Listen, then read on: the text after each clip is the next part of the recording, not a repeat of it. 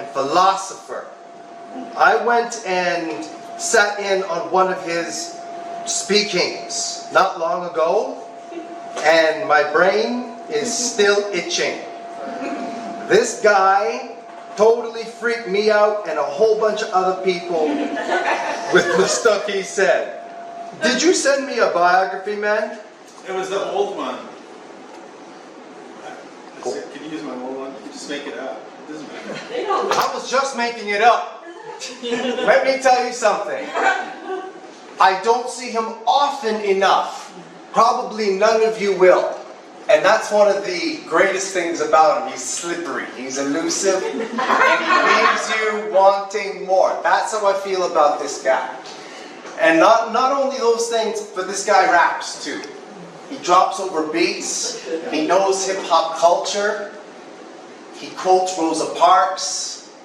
This guy, he's made it real close to my heart, really. I would like to welcome to the stage Mr. Chris Evans. Chris Evans! Come on, man. I think I can do without it. He doesn't need the mic, everyone. Chris Evans! That was so awesome. This whole thing is super awesome. The venue is awesome. This is really great. Okay. So I just want to, I'm going to do 3 poems. Josh, then a short experiment, and then Josh again. So, like, here's 2 things I really like about your poetry. Think about that word. Like, if you're going to call someone a poet, or accept it when someone calls you a poet, and not be like, ah, like deep down inside your head. Maybe a little bit. It's because you're willing to tell the truth about something. Right? You have to, like, why would I even read? Why would I even like listen to it if you're not going to tell the truth? And what I really like about your poems is like that's a top priority for you, right? Like you said to me, you want to pull a curtain back. Right? I really, that's what I expect, and that's great. I mean, if you have a professor and he's got those lapels and the little patches on his elbow and he smokes a pipe, you're like, that's exactly what I expect from a professor. What I expect from a poet is to tell the truth. That's awesome. The other thing that I really like about your poetry is that it has a pulse.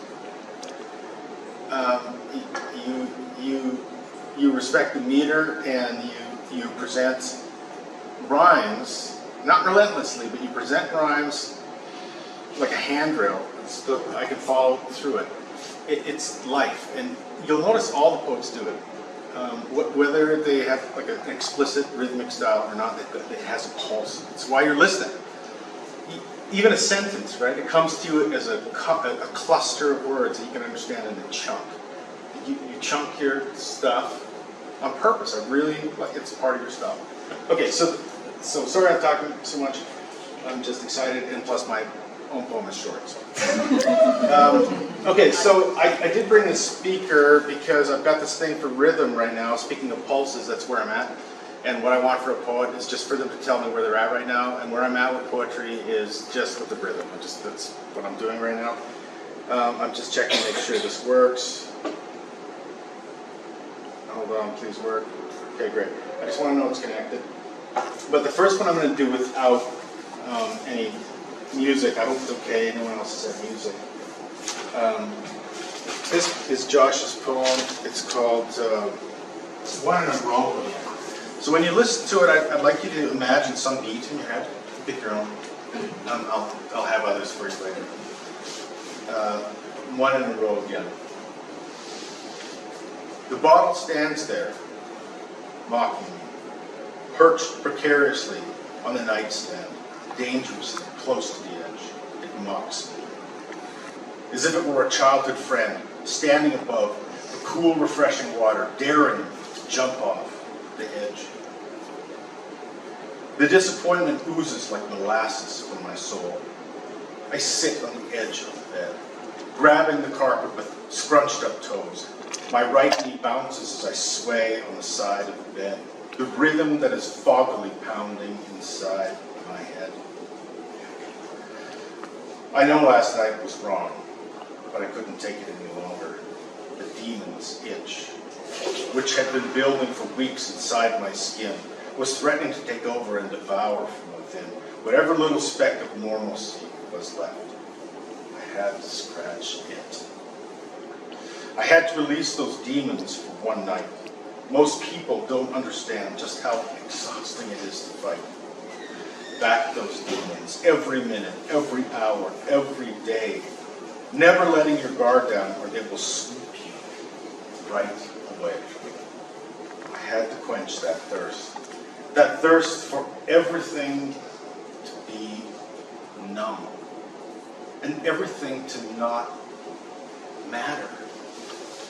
I had to take a break from my thoughts and entertain those demons in my soul, those demons who were threatening to make me lose control. The nearly empty bottle stands guard, keeping vigilant watch on any sober thoughts or dreams that may try to pass themselves off as the right way to be.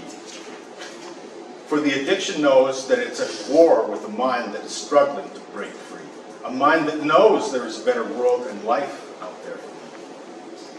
So today, with cobwebs clouding and clearing from my mind, I'm set to start again down the road that ever winds, through the lands of temptation where sinners can be found, indulging in every sinful indulgence there is to be found. Again, I'll launch my attack on those demons in my soul. I'll need to beat them into submission. I need to take control. 6 months sober was my record before last night's fall. I've been here before, laying broken at the bottom of the wall, like Humpty Dumpty. I've always got to fall. As I pick myself back up, pour the last fifth down the drain. Tonight, I'll start over, sober. Quitting drinking is the easy part. I do it all the time. It's staying quit that's the hardest, as they itch within my mind. As the sober numbers grow from hours to days to months, the demon's voices all grow louder, more persistent in response. But I know that I can do it. Plenty of before me. I've heard their battle cries, witnessed victory, many heroic battles, many losses filled with pain. The ones who were victorious always started with one in a row again.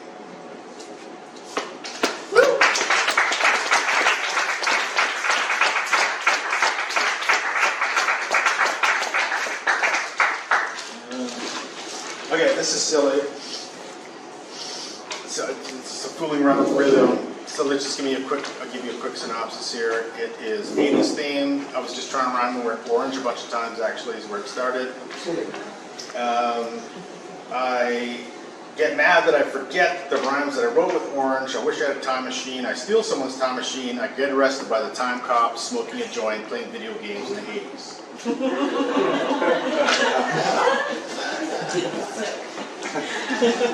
It's just like, it's supposed to be kind of quick because it's just like a thing and an experiment, so I hope you can hear it.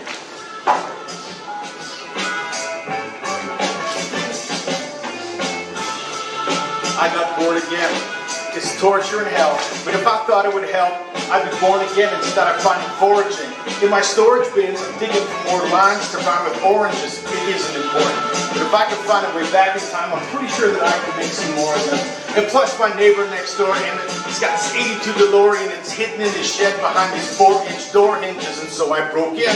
But it's not like I stole it. He can't really get too mad at me before I even borrowed it. You see, that was tomorrow. When I told him I was sorry, I brought it back to today, and I returned it this morning. I even dusted it off. I stripped the wax off, and then I practiced my karate skills, putting a little wax on. But the time cops are after me, blaming and chasing me. They say I hacked the 8-track so I could blast it past with rap songs. They pulled the mask up, thought they got their facts wrong. There are a lot more Michael J. Fox than Michael Jackson. They caught me in the 80s playing video games, smoking a fat one. The cop who caught me was an absolute bastard. He's like, you tried to pull a fast one. This is the price for trying twice with the highest score on Zach's song.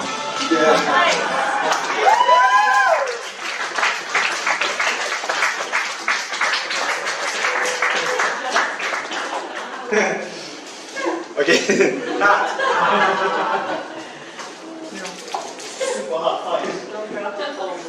Okay. Yeah. I know it's terrible, right? It's awful. But it's fun. It's fun to try. Okay. Now, what got me thinking about rhythm actually more was doing this particular poem because it's not just that there's a pulse there. I'm trying to reveal, it's like looking at a thing from a different angle is what I'm trying to do here. Okay, hold on.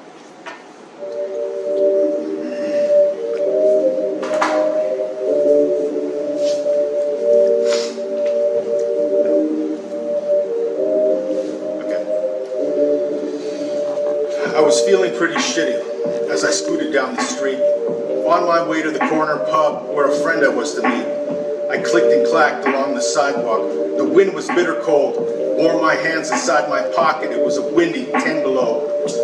I thought about canceling, tell my friend it's not to be. I scooted along, singing my pitiful song. Oh, woe is me, when you fight a condition that's chronic, that's relentless in progression. It's often hard to see the silver through the cloudy fog of depression.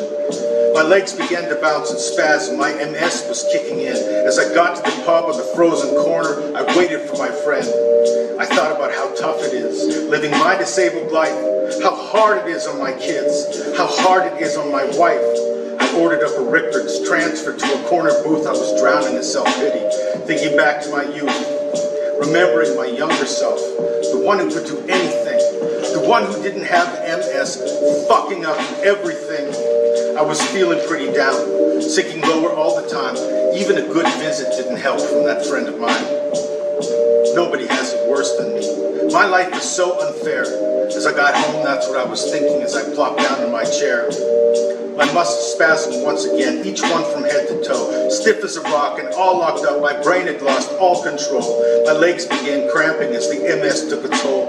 I turned on my TV and saw hashtag pray for Humboldt. I couldn't avert my teary eyes. I watched throughout the night. I thought of all those parents waiting long into the night.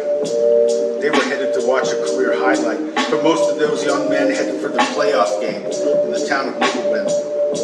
They should have been sitting in the bleachers, beer or coffee in their hands. A night for proud hockey parents cheering from the stands. The terror they must have felt the moment they found out a terrible crash had happened to the bus that was en route. Imagine hearing those horrible words, multiple fatalities, knowing your loved one was on that bus, not knowing what that means. The moment when I was at the pub, when I was self-absorbed, those parents were going through hell, waiting to hear word. As I was rolling down the street, feeling sorry for myself, those kids lay dying in a frozen ditch, waiting for some help. My son was in his bedroom, my wife called me on the phone. My MS-riddled body was safely resting in my home. My son came to me at 9 p.m. for hugs and to say goodnight. He said, "Dad, I have to go to bed," as I continued to hug him tight. Sometimes it gets the best of me. I'll wallow in my despair. Sometimes I get dark and lonely. It all seems so unfair. Sometimes I completely forget about all the good that I have. MS can be so isolating. It's hard not to live sad. Every day something gets harder. Every day something new won't work. Every day I get a hug and a kiss goodnight. It's what makes the struggle worth. So tonight, no matter how you feel, how terrible was your day, don't forget to love your loved ones, both close and far away. They were headed to watch a career highlight for most of those young men in an instant